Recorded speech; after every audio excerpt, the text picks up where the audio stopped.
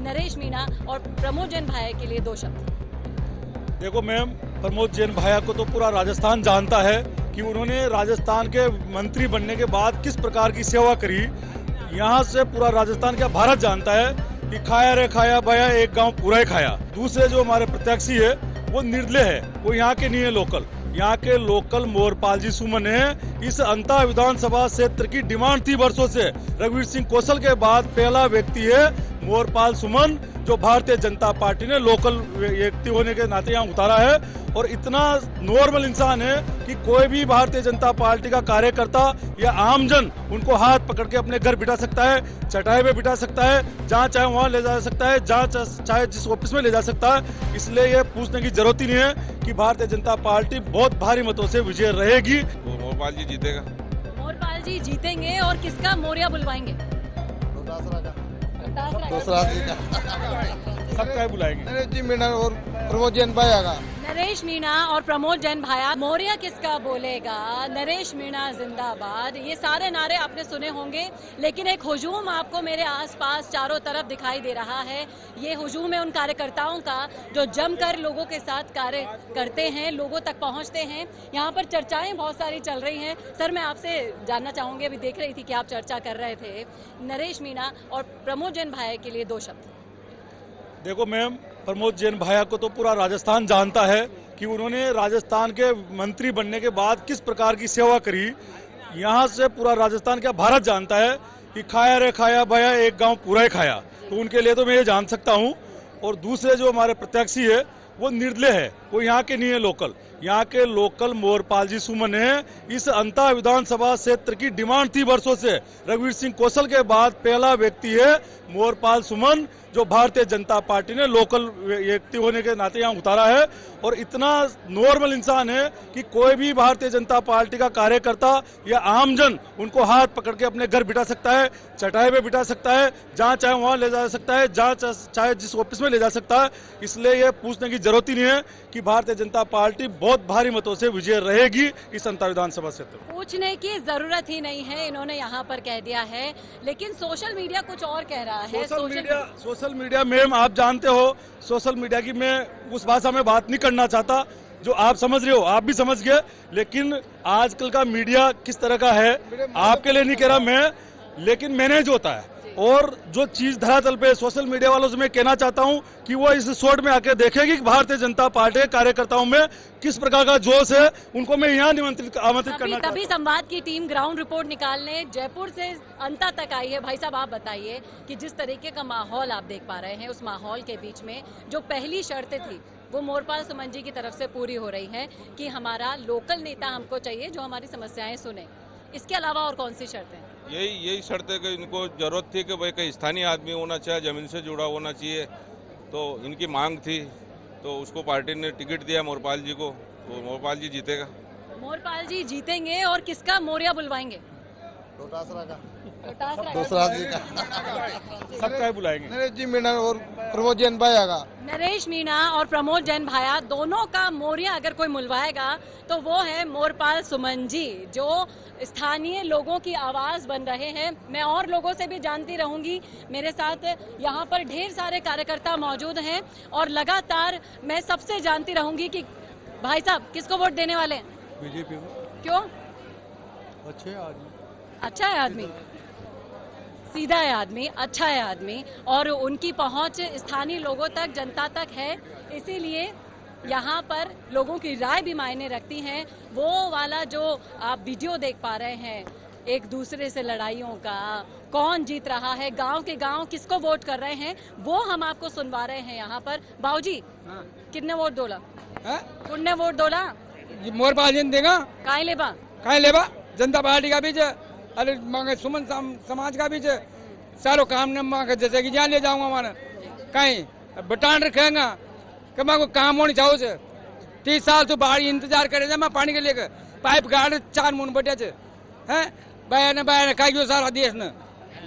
भाया रे भाया खागियो सारे देश ने। बाबूजी ने यहाँ पे सच्चाई 2 शब्दों में बयां कर दी है कि जो हमारा काम करवाएगा उसे ही हम वोट देंगे।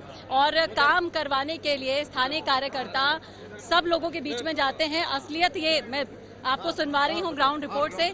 सर हमारे साथ है। सर, मोरपाल सुमन जी को ऐसा कहा जा रहा है कि उनको तो कोई जानता ही नहीं है, क्या शख्सियत है वो, आप 2 शब्दों में बताएं। मैं आपको एक निवेदन करूं, ये विडंबना है जो आपको ऐसा कह रहे हैं कि मोरपाल सुमन जी को कोई नहीं जानता।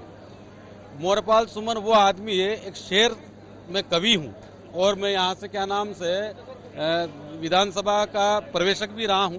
यहाँ पे पंचायत 4-5 पंचायत हमें क्या नाम से प्रभारी के रूप में सौंप भी रखी है। मोरपाल सुमन वो है कि बहुत रोते हैं फिर भी दामन नम नहीं होता, इन आंखों के बरसने का कोई मौसम नहीं होता। वो दुश्मनों के बीच भी महफूज रहता है क्योंकि उसकी माँ की दुआओं का खजाना कम नहीं होता।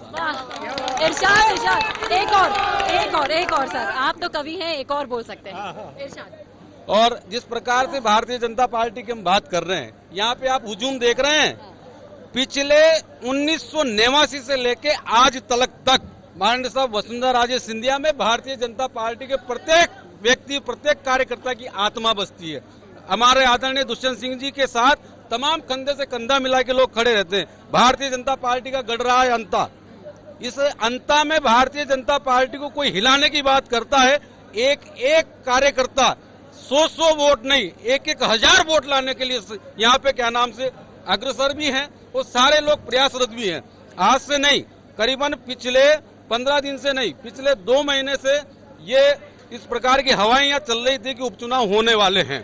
तभी से ही भारतीय जनता पार्टी के प्रत्येक कार्यकर्ता ने कमर कस ली थी और कमर कसने के बाद आज आप हुजूम देख रहे हैं। ये बूथ अध्यक्ष नहीं, ये गांव के प्रबुद्ध लोग ही नहीं, ये भारतीय जनता पार्टी के वो सब जिम्मेदार कार्यकर्ता हैं जो भारतीय जनता पार्टी को प्रचंड बहुमत से आपको अंत में जिता के और आपको सबको ये दिखाएंगे कि भारतीय जनता पार्टी का कार्यकर्ता कितना ईमानदार है, कितना कर्मठ है। ये आप देख पा रहे हैं। मैं चाहूंगी मेरे सहयोगी से कि दूर तक जहां तक आप देखेंगे वहां तक आपको कार्यकर्ता दिखेंगे, लेकिन हाथी पर बैठा रहे हैं, ऊंट पर बैठा रहे हैं, घोड़े पर बैठा रहे हैं भाई साहब नरेश मीणा को। आप मोरपाल सुमन जी को सीट पर बैठाएंगे कि नहीं बैठाएंगे? बैठाएंगे।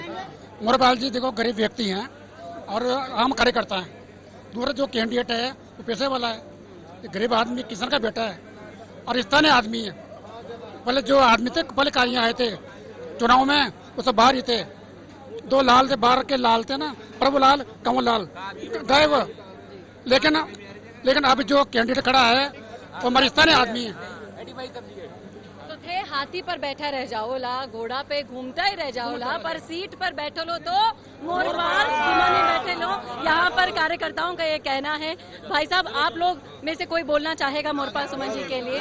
आप लोग कार्यकर्ता हैं, काम करते हैं। प्रॉब्लम खाद की चल रही है मैम, किसानों को खाद नहीं मिल रहा। रोज एक कट्टा खाद मिल रहा है, सुबह आता है और शाम को रोटी खाता है और एक कट्टा ही मिल रहा है खाद का किसानों। तो आप ये समस्या पहुंचा रहे हैं? हाँ, मैडम से अभी बात करेंगे, बूथ लेवल कार्यकर्ता बात करेंगे, मैडम से बोलेंगे मैंने कि भाई खाद की व्यवस्था करो जी। तो ये वो समस्याएं हैं जो यहाँ पर बूथ लेवल पर कार्यकर्ताओं के बीच में लोगों की पहुंच रही हैं। जी भाई साहब, आप बताएं किसकी हवा देख पा रहे हैं आप? त्रिकोणीय मुकाबला हो गया है जबरदस्त जनता के बीच में, क्या कहेंगे? मोरपाल जी। किस लिए?